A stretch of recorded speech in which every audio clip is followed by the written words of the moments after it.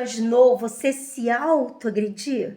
Conscientemente, não dá para a gente imaginar que a gente tenha a coragem de fazer isso com a gente mesmo, não é mesmo? Não é verdade? Mas eu vou contar aqui uma história rapidinho para você entender que sim, que nós podemos nos autoagredir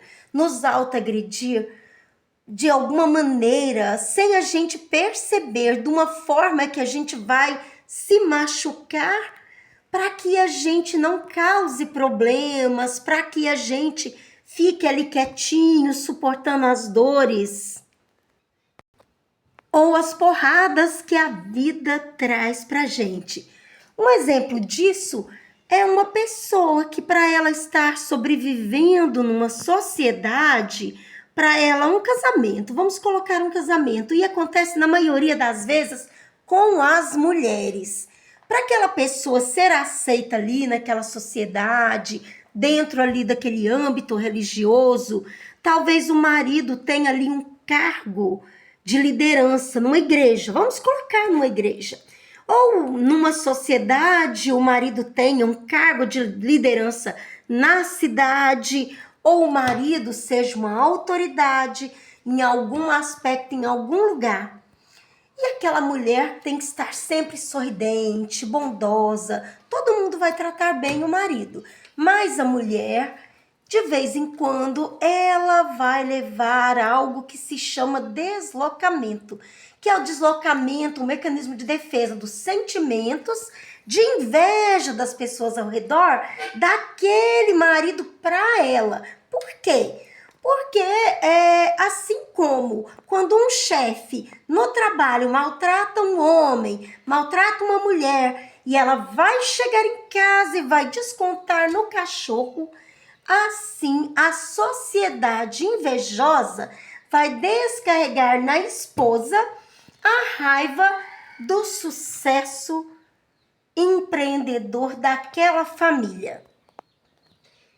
Esse é um dos motivos que a gente vê em tantas pessoas bem-sucedidas, mulheres que de repente começam ali a desenvolver cânceres. Isso começa lá na infância.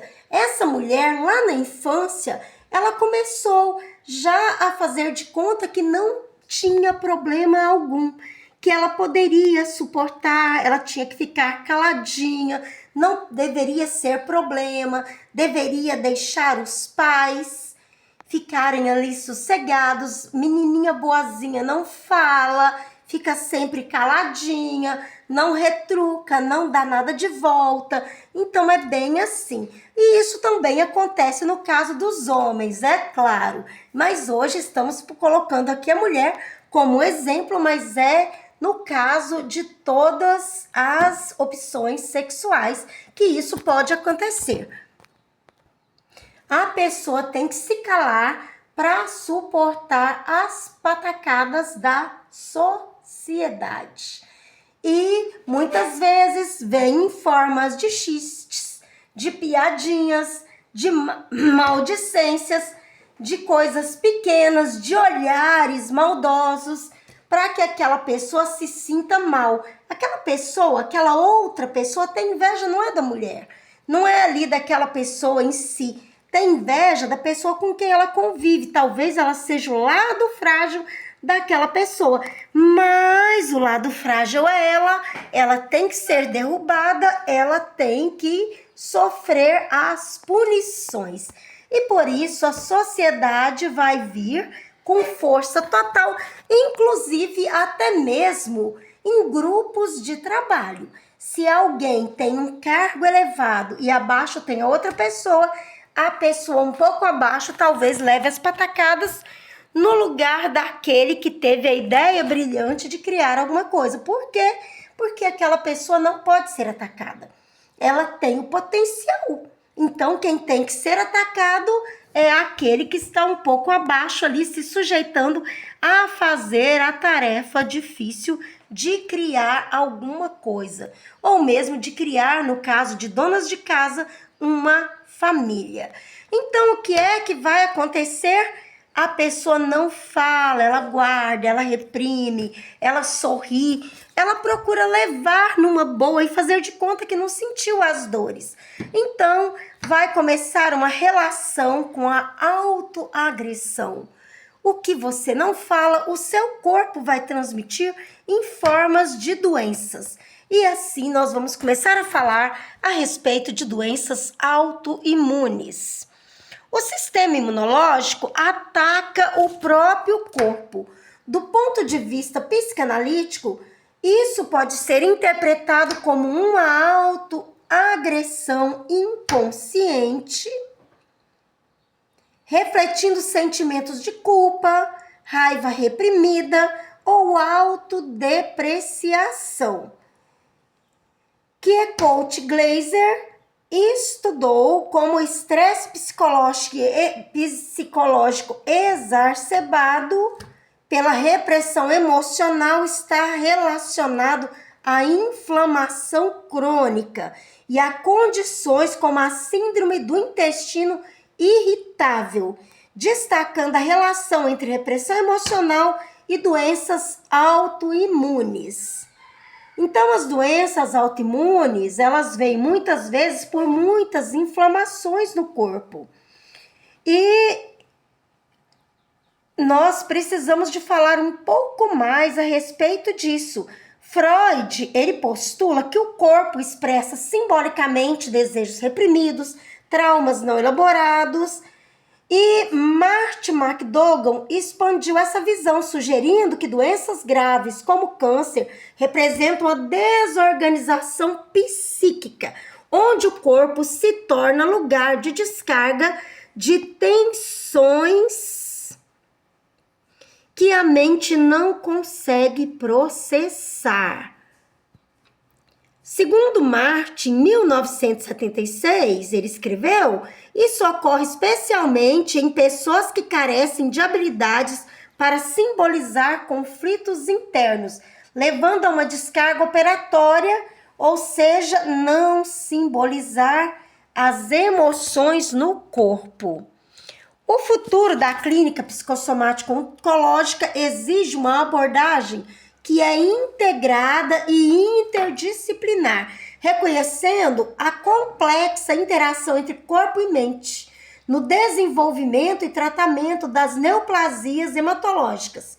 E esse avanço se apoia em 3 pilares principais: a personalização do tratamento, a incorporação dos avanços em neurociência e genética e o fortalecimento do suporte psicossocial para promover o bem-estar do paciente. Ou seja, é importante que a família entenda que estresse, relações tóxicas adoece o familiar, que é preciso respeitar o gosto da pessoa com relação a interações sociais e quem ele quer ou não na sua vida.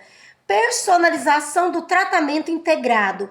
A tendência atual é a personalização dos tratamentos, considerando não apenas as características biológicas, mas também os fatores emocionais e psíquicos dos pacientes. A medicina personalizada, fundamentada em análises genéticas e moleculares, possibilita o desenvolvimento de terapias específicas para cada tipo de neoplasia, reduzindo efeitos colaterais e aumentando a eficácia de tratamento. E ao entregar a psicanálise à clínica psicossomática nesse contexto, é possível abordar os conflitos emocionais subjacentes que podem influenciar resposta ao tratamento, permitindo que os pacientes desenvolvam compreensão mais profunda das suas condições de saúde. Além disso, pessoal, o uso de biomarcadores para identificar vulnerabilidades psíquicas associadas ao câncer podem direcionar intervenções mais precisas, combinando terapias médicas, psicológicas para maximizar a eficácia dos tratamentos.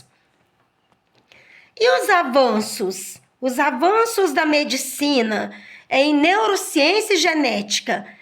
A neurociência tem contribuído para o entendimento da relação entre o estresse, a emoção e a resposta imunológica. Estudos indicam que o estresse crônico, associado a emoções reprimidas e a falta de regulação emocional, altera os circuitos cerebrais e estimula a liberação de citoninas inflamatórias, o que pode agravar o estado de saúde dos pacientes oncológicos. A introdução de terapias mindfulness e neurofeedbacks que buscam regular a atividade neural e melhorar a autopercepção emocional tem mostrado benefícios na melhoria da qualidade de vida e na diminuição da carga emocional sobre o sistema imunológico. E, paralelamente, a edição genética e terapias gênicas emergem como promissoras para o tratamento de doenças hematológicas malignas, como leucemias e linfomas. A técnica de CRISPR, por exemplo, possibilita a edição de genes responsáveis por mutações celulares, permitindo que o tratamento se concentre nas causas biológicas da doença. No entanto, a compreensão de que esses fatores genéticos podem interagir com predisposições psíquicas e emocionais reforça a necessidade de abordagens holísticas que combinem terapia genética com suporte psicológico, psicanalítico principalmente, porque a gente tem que olhar o inconsciente, o que está guardado e ajudar a pessoa a trabalhar. É claro, dependendo do grau do câncer que a pessoa está, nós temos que ter toda a empatia, cuidado, não mexer muito na ferida emocional, mas acalmar o paciente, prepará-lo para que ele seja leve, consiga entender que mesmo quando a gente sabe que não vai vencer o câncer, nós estamos vencendo uma etapa na nossa vida por qual todos vão passar, com uma dignidade muito grande, com uma beleza muito grande, com uma suavidade muito grande, conseguindo deixar para as pessoas que ficam depois de nós algo de positivo, algo de bom, para que essas pessoas possam ver, aprender e também contribuir com a humanidade. Nós podemos nos lembrar que Deus, Ele é capaz de nos dar uma paz, uma sublimação, uma capacidade muito grande, mesmo que a gente não vá conseguir vencer a etapa da vida, que nós possamos sucumbir por causa de um câncer, de uma doença autoimune, nós podemos conseguir prosseguir de uma maneira calma, tranquila, conseguindo sublimar, acalmar o nosso coração, para que a gente possa passar os últimos dias que a gente tiver mais felizes ao lado das pessoas que a gente tanto ama. Fortalecimento do suporte psicossocial. O suporte psicossocial é essencial no tratamento psicossomático, promovendo saúde mental, emocional do paciente. Nós devemos procurar redes de apoio que envolvam as famílias, os profissionais de saúde, possibilitando a formação de um ambiente de segurança e aceitação.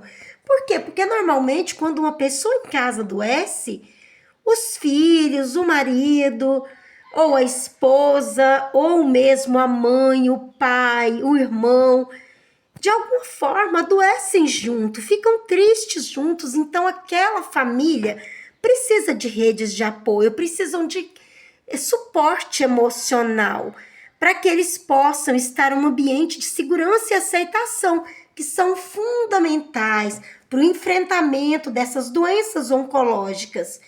O fortalecimento dessas conexões sociais e o envolvimento de profissionais de saúde mental em equipes multidisciplinares tem mostrado um impacto positivo na qualidade de vida dos pacientes, auxiliando na elaboração de lutos e na redução de estresse. E, pessoal, que bom que agora a psicanálise é graduação. Que bom que agora as redes de saúde, de apoio, vão aceitar os psicanalistas. Porque, sinceramente, é a psicanálise que ajuda tanto na aceitação quanto na cura. É a psicanálise que vai levar a pessoa a se autocompreender. E a integração da psicanálise, da teoria do apego nos transtornos psicossociais permite que os pacientes explorem os seus traumas, conflitos inconscientes que podem estar relacionados ao desenvolvimento e à manutenção da doença.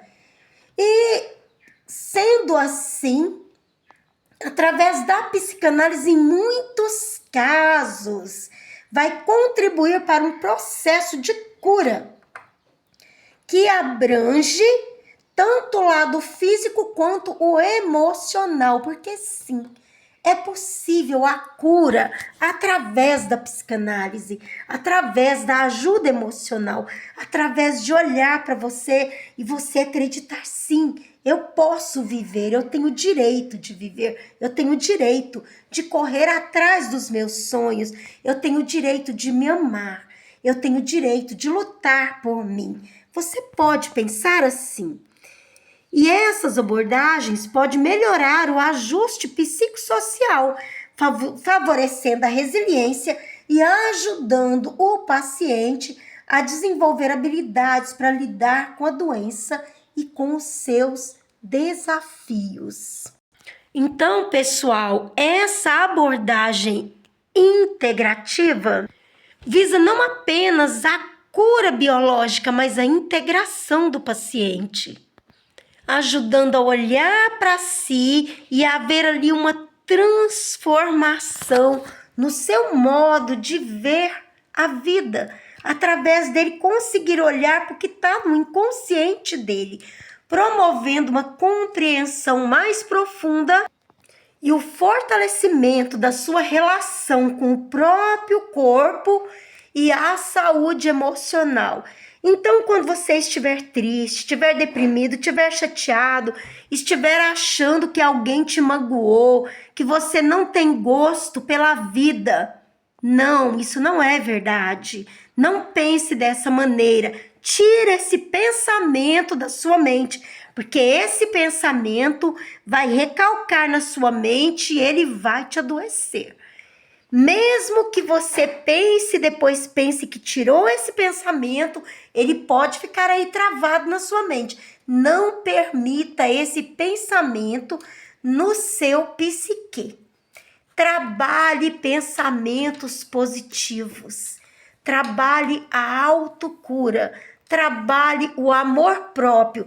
Trabalhe a automisericórdia.